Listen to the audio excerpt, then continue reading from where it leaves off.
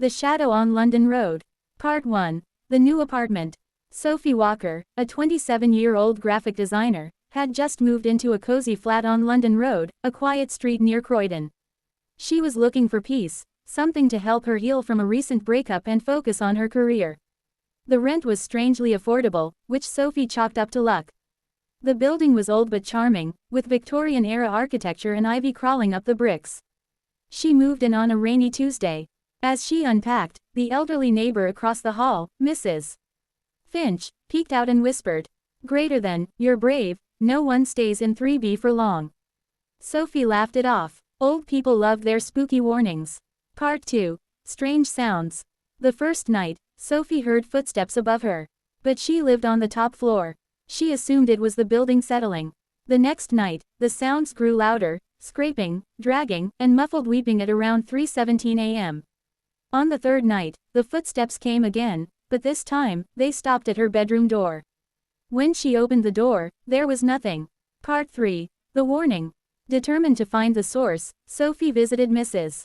Finch. The old woman, pale and serious, said, "Years ago, a girl named Clara lived in your flat.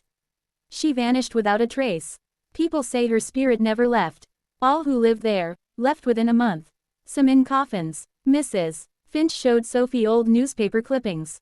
Clara had gone missing in 1997, on March 17, at 3:17 a.m. Part 4. The Mirror. That night, Sophie found an old mirror in a closet she hadn't opened. It wasn't there before. She placed it in the hallway. At 3:17 a.m., she heard crying again.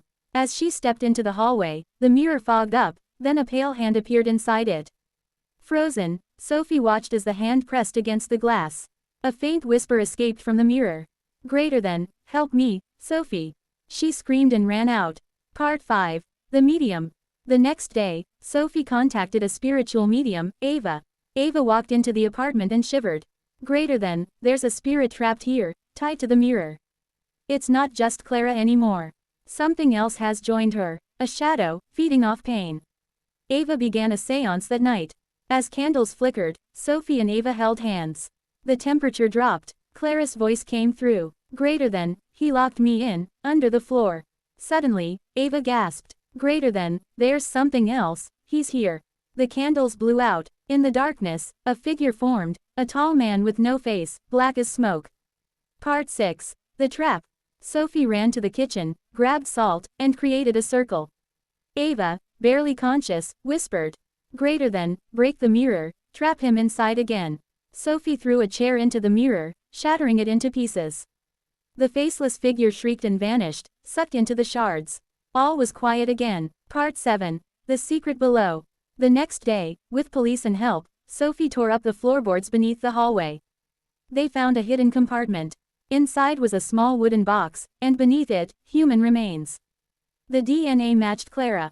Part 8. A Final Goodbye. After Clara's burial, Sophie stayed in the flat a few more weeks.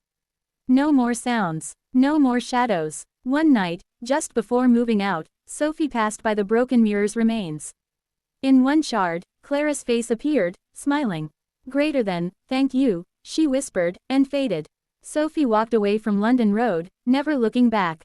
The flat remained empty for years after. Some say the mirror still holds the shadow, waiting for someone to put the pieces together.